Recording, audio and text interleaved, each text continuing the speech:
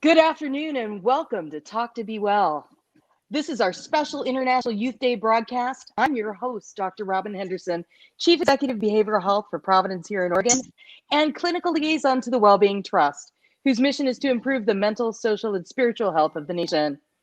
As a reminder, the information provided during this event is for educational purposes only. It is not intended nor is it implied to be a substitute for professional medical advice. If you have any questions regarding medical conditions or treatment plans, please consult your primary care provider. Participating in this event does not create a doctor-patient relationship. Let's get going today. I am so excited to welcome our guests. Joining me are Gabby, Frida, and Joey, representing the organizations Youthline, #ICanHelp, and Work2BeWell, respectively. Welcome to Talk to Be Well. So to get us started, I would love for each of you to go around and tell us briefly about the organizations you volunteer with, a little bit about yourself, and why is it so important to you to become involved in issues related to youth mental health. So Frida, why don't you kick us off from #ICanHelp? Hey everyone, I'm so happy to be here today speaking to you all. I'm Frida. I live in New York City and I'm 13 years old. And #ICanHelp is a nonprofit organization which our mission is to celebrate youth innovation, empower student change makers, and promote digital safety. We are all student-led and have a team of specialists and interns from 4 different countries and 17 states and have over 150 volunteers, and we are constantly expanding. Wow, thank you, Frida. Gabby, why don't you tell us a little bit about Youthline and what brought you there? Yeah, absolutely. So my name is Gabby. I use she, her pronouns, and I'm currently the outreach intern at Youthline.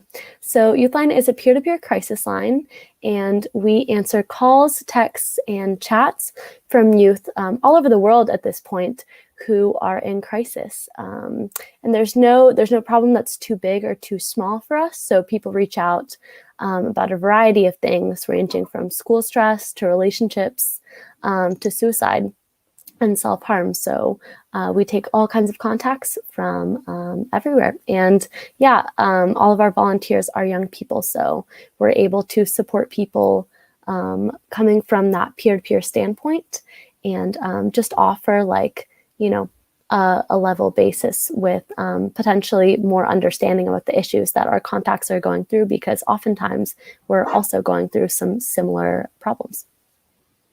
Awesome. Joey, why don't you tell us about Work2BeWell? Hi, I'm Joey. I'm going to be a senior at Bend High in Oregon this year. I joined Work2BeWell last year. It's a program about empowerment and wellness of teens. It started in Oregon, but we're hopefully expanding through the nation, hopefully. Basically, we try to help give out free curriculum, resources, and access to information that can help teens, parents, and teachers talk about topics that are difficult to discuss and things that have a lot of stigmas around them, so that hopefully we can break those stigmas and show that mental health is just as important as physical health. These sound like some really great organizations that I think people are going to want to learn a lot more about. Frida, let's start with you. Can you tell us a little bit more about the #ICanHelp curriculum and how did you develop this? Yeah, of course. The #ICanHelp curriculum is very relatable and relevant, up to date, necessary, but still fun for students to be able to learn it. Our curriculum is made with students to get our input and perspectives to make it student friendly and relevant, as I said before. And it has so many amazing lessons that are super important topics that students should be learning about. And it actually, our story of ICanHelp started, and how we started joining and combining our curriculum was with a simple Facebook page in 2011, where our co-founder Kim was working at a school, and the Facebook page was about a teacher, and it had thousands of followers.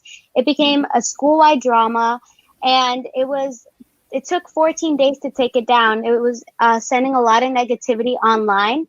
But a year later, the same page was created in a different owner. But this time, the students took it down in less than 45 minutes with the help of Kim and the teachers sharing on how to respond to negativity, which showed us that we have to create a curriculum that is relevant and for students to be able to learn about how they can respond to all this negativity. That's really, really interesting. I mean, Hashtag I Can Help sounds like a really great program that really stepped into that void in the social media space when you started to recognize things like bullying were happening. Yeah, definitely. It's very important to talk about these topics, as you said. Yeah. Awesome. Gabby, can you tell us about Youthline and what makes Youthline different than other crisis lines? Yeah, absolutely. So the really special thing about Youthline is the fact that all of our volunteers are also young people. So, especially now with all of the changes that coronavirus has brought on, there are so many experiences that are so specific to youth. Something like, missing a graduation or missing your senior prom, like people are experiencing this en masse, all across the country and the world. And so now more than ever, it's really special that we have this place where young people can connect to other young people and be able to share their experiences and get support because, something like missing a senior prom for an adult, like, of course that sounds bad, sounds sad, but like when your senior prom was 20 years ago, it's like, maybe the importance has kind of faded with time for you. So, it's not as fresh in your mind and, older people aren't able to empathize as easily with young people about the things that they're experiencing. So, that's really, at the heart of our work is that peer-to-peer connection. That's super cool. So Joey, can you talk to us about the teen mental health bill that Work2BeWell was able to pass in Oregon? How did that originate and how did you guys get that done? So that basically started with a few of the students who were on the board last year. I know that they were inspired by the Parkland shooting that had happened, and they saw how teen movement came out of that and how much teens and young people were able to change the political scene. And so they went to summer camp and they basically asked everyone to brainstorm a bunch of ideas of things that they felt could be fixed, ideas to get those things fixed. And from that, they got the idea of starting the mental health bill, which basically makes it so that any Oregon student has 5 days every 3 months that they can take for either sick days or mental health days. So they drew up the bill with the help of you, I'm pretty sure, and some lobbyist friends. And once they found a representative to help sponsor their bill, it was basically up to them to give publicity and show how it would be really helpful. And once they got it passed, it was all smooth sailing from there. That's awesome. That's absolutely awesome. And yeah, it's just a little bit of help in there, but it's good to hear it from your perspective. In that same vein, I want to talk a little bit about how coronavirus and COVID has impacted some of the work that you do. Gabby, I'm wondering if you can talk about, has your call lines experienced any major changes since COVID took place? And have you been able to, what's happened for you guys in this time of COVID? Yeah, absolutely. That's a really great question, and one that I think a lot of people are probably wondering about our services. So when COVID first hit, we were definitely getting a lot of contacts about, specifically related to, the changing of the school year and changing social lives and dynamics and, people's plans being derailed that they had, basically for all of their lives, in terms of college and graduation. And so we saw a big uptick in those kinds of contacts. Since then, we've still, had an increased number of contacts, but we're also projected to take a lot more contacts this year than any other years. I mean, every year our growth is, going up and up as more people hear about our services, and the word gets out. So it's kind of hard to you can't really determine whether or not COVID is directly responsible for all of the increase or how much of the increase. But yeah, we've definitely had a lot of people reaching out about a lot of COVID specific issues. What do you talk to when somebody calls about COVID? What do you say? Yeah, I mean, I think it definitely depends, contact by contact. Everyone is affected by this. Everyone is affected in different ways. So I think there's just a lot of empathizing, that when people reach out and, are, feeling isolated or feeling really sad about lost opportunities, being able to let someone know, you're not alone in this. Even if it feels like you're alone and you're being disproportionately affected, you're not the only one experiencing this. And also just empathizing, it's really, really difficult to have the trajectory of all of these events that you were excited for and planning on, change at the drop of a hat. But also just, offering a message of hope that it's not always going to be like this too. That's so true. So Frida, welcome back. I know sometimes we all have those experiences where we drop in and out. And I'm going to put you on the spot and ask you to tell us, what is Digital for Good and how does that work? Yeah, definitely.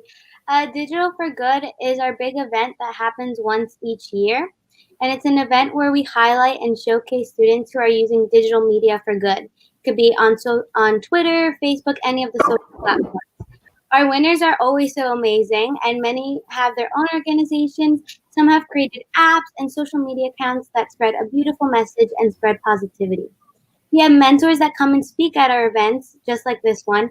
Past winners, some interns get to come, specialists, and of course the winners themselves. It is an overall great event where students and their teachers can attend to learn about these amazing people and their projects and how to deal with social media problems, and overall on how they can help. You can also host a watch party from your home, meaning if you don't get to go to the event, you can watch it from where you are, which is super cool because anyone can be joining into Digital for Good. And also, I think as Gabby said, COVID-19 has made some changes in our plans, but we're definitely going to try to boost Digital for Good, even if it's a little later in the year, but we're super excited to still be working on it. Well, I got to attend Digital for Good a couple of years ago when you were hosted down at Google. And I think last year you were at Facebook, right? If I remember correctly. I believe so, yeah. Yeah, so this has been going on for a long time, and it's a very, very cool project. I would encourage our listeners to look up Digital for Good and check out some of the really cool programs that have come out of Digital for Good. Joey, I want you to talk about something that's especially close to my heart. Talk to Be Well and the Talk to Be Well podcast. What can you tell us about the podcast program and what is now our new Facebook Live platform? Well, this is actually my first Talk to Be Well, so I'm not too familiar with them, but I do know that I think we put them out 2 times a month. I think we do 2 a month. Correct me if I'm wrong. Sometimes we do more. You're doing good. Sometimes. But basically, it's a podcast where we get some of the students who are on the Work2BeWell board to talk about different topics, whether it be relationships or guns in our schools. And I think the podcasts are great. They're really interesting to listen to. You get a lot of ideas that you are points of view you had never even thought about. And it's just really comforting to know that people can have the same thoughts as you, or that people can share their opinions and explain them clearly so you can see the other side. Well, and thank you for letting me put you on the spot. We prior to COVID, in the pre-COVID times, we would all gather in a room together, and we often had guests from Youthline and hashtag I Can Help join the Work2BeWell board, and we would talk about things like anxiety, depression, suicide, consent. We had a very, very powerful episode, which you can find at our website, Work2BeWell, on school shootings and the impact of school shooter drill anxiety, which is a real thing. So we've had some very powerful episodes. When COVID hit, we couldn't gather together anymore. And so our social media team at Providence found us this wonderful platform and said, let's do it live. And then you'll find our episodes get repackaged as podcasts and put on the website at Work2BeWell. But it's always such a pleasure to have other organizations join us and talk with us about what it is that you're doing. Because, you know, being now in social media, for me, you know, working with this podcast, working with this group, we're trying to turn social media into a positive space. I know why I do this, but I want to know from each of you, why is it important that social media really be a safe and positive space? And what are some of the positives and negatives that you see, especially in this time of COVID, where this is where you live? Frida, you want to kick us off? Yeah, of course, I'd love to. As you said, Dr. Robin, many teens and kids and students are using the internet and social media now, so it's very important to keep it positive and going. But some positives are that there are amazing positive accounts, such as I Can Help, Work2BeWell, all of these, that people can follow and get involved in. And also for students, that they can share their passion with fun content, which could be their hobbies, such as dance, gymnastics, anything they love to do, which is super cool, and others can see it. But some negatives are that teens are getting cyberbullied a lot on social media, especially in this day and age. We see a lot of that, and that's what we're trying to help and make social media more positive. And another important topic is cancel culture. It's a real thing that's happening today, and it's a part of one of the curriculums that we do at #ICanHelp. And it's just very important to inform the teens on what's going on. And it's just good to know both of them, knowing that there's some negatives and positives to fix it, to make it more positive. Gabby, at Youthline, I'm sure you talk to people who've been impacted by social media. What do you see from your perspective? Yeah, I think social media definitely, you know, has its ways in which it can be very beneficial for people. It also definitely has its downfalls. I think it's a common experience that, you know, it can cause a lot of stress, you know, being online and feeling like you have to present yourself a certain way, feeling like you have to present your ideas a certain way, and kind of engaging in all of the norms and standards that there are online. I think one thing that we see, though, is the power that social media has as a tool for education and community building. I think especially recently, we've seen just the power that of, you know, education and, you know, not just with mental health, but, you know, just in general, the way that information can spread so quickly. I mean, you know, that can definitely be a downside in some situations, but in a lot of different areas, you know, people are being given access to information that they never would have learned or had access to without social media. And I think that's really invaluable in a lot of different areas. I think mental health specifically, another way that social media is super beneficial is that people are able to find communities online where they can find support with mental health. And, you know, especially if you're in a community that doesn't have as, you know, positive beliefs and a culture around mental health or mental illness, having access to other people who, you know, can validate you and your experiences, you know, and normalize what you're going through is also really special and important. So Joey, I know social media has been an important part of Work2BeWell, you know, using that Instagram platform and some of the other places. Why is it important for Work2BeWell to be involved in social media? I think that's social media is like, obviously, like Gabby was saying and Frida was saying, it's a great place to like spread information and spread awareness about things. But there's a lot of downfalls about people who feel like they see all these things and they get really like stressed about what can they do, or sometimes people can feel sort of powerless and helpless. And so I feel like it's good to spread that positivity through social media to show people that like it's okay to feel bad, and it's okay that they can feel stressed about these things, but they always just need to take a step back and take a deep breath. And especially since COVID hit, I feel like many more people are on social media. They have a lot more free time to just, sit on their phones. And so we just have to be sure that we can be on the front lines to combat any like negative feelings and negative people that are on social media. So when we look at the issues of why is it important for teens to talk about mental health, Gabby, from a Youthline perspective, why is that important for you? Yeah, well, I think that we're really setting the standard for how mental health and mental illness are going to be perceived. Pretty much, I mean, for the future, we are the next generation. And we have so much power in shaping the conversations that people have around mental health. And so I think it's so important that teens are involved in this conversation, because what we have to say and our perspectives and experiences are really valuable. And I think that teenagers have been kind of like, shuffled to the side or discounted for a lot of these conversations around really important topics. And I think we're seeing over the past couple of years just the power that young people have and our motivation and our knowledge, in so many issues.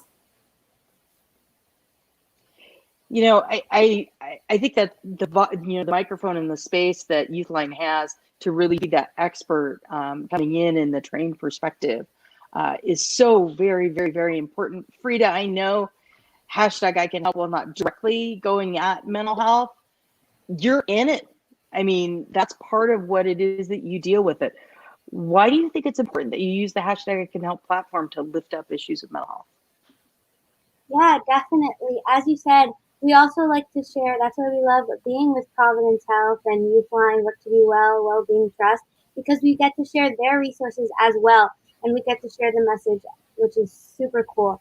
It's very important to talk about mental health because 1 in 5 people experience a mental health condition, but 5 in 5 have mental health. And that's very important to know.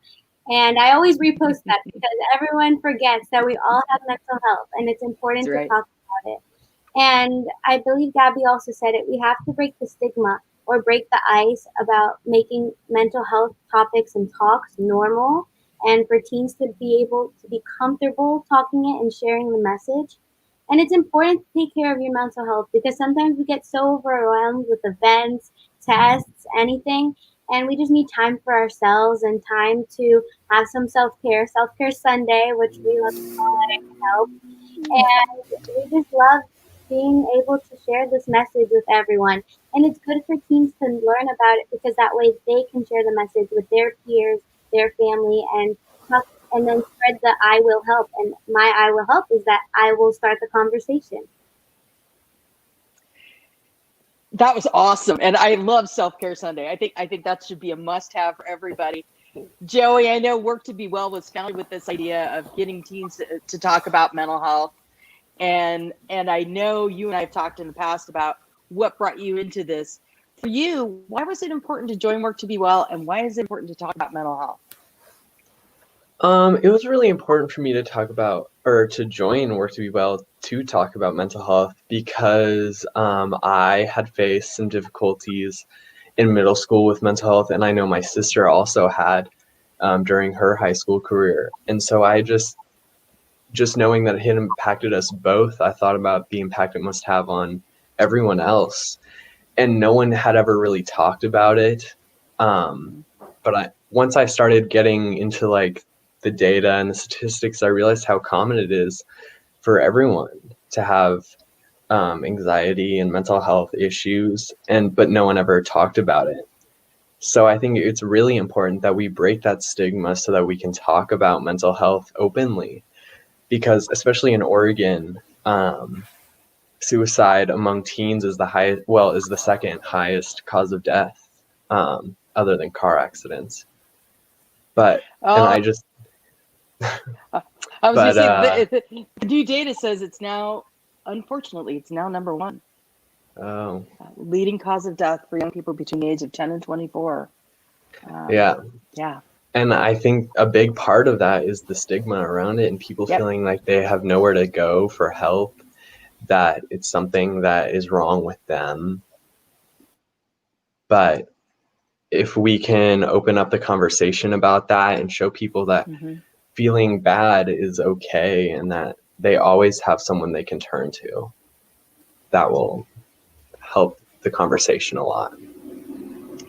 You know, I think that gets us to really talking about what are those coping skills. I know, Gabby, at Youthline, you talk about coping skills for mental health. That's what you're there for. That's what you do.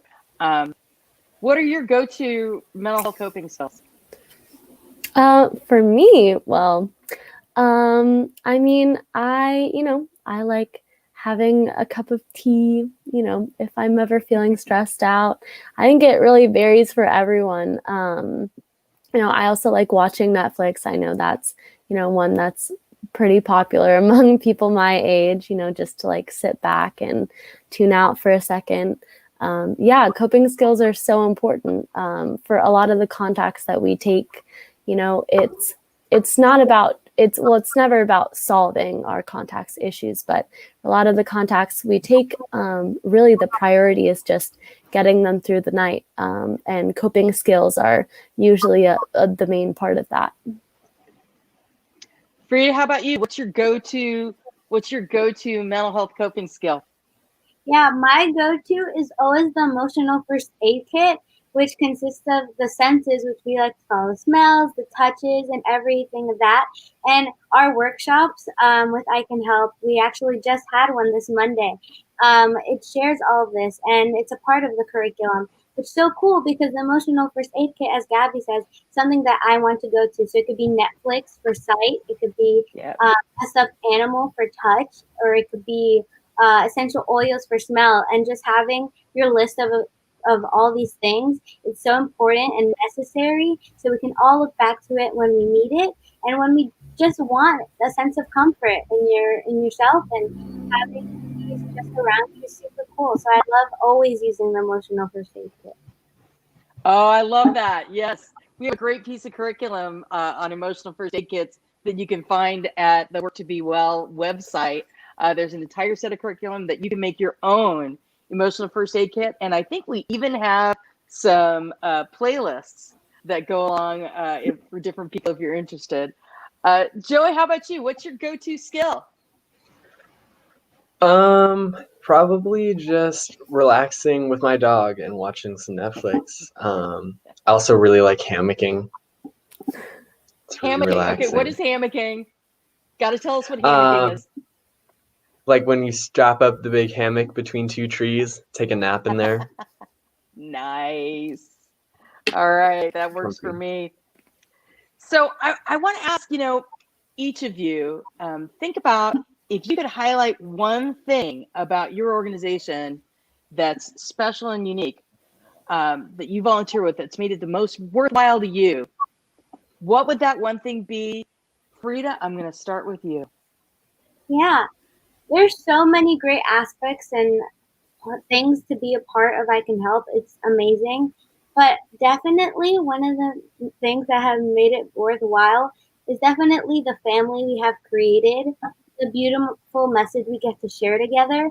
So we're not only a team, we are family. We work all together to share our social medias, and we get to make social media and the internet a better, more positive place. And getting to learn and share everything we do makes me feel good, makes everyone else feel good, and just having a community to be around, I think that's the best support you can have. Joey, how about you? What makes Work2BeWell worthwhile? I would have to agree with Frida. Definitely the students on the board with me. it just feels so amazing to be around a group of students who are so passionate about something that I'm also passionate about. And it feels so good to just be able to relate with other people about the issues that you deeply care about, and being able to spread information on that and have different ideas on how you can do that better. Awesome. Awesome. Gabby, what makes Youthline worthwhile?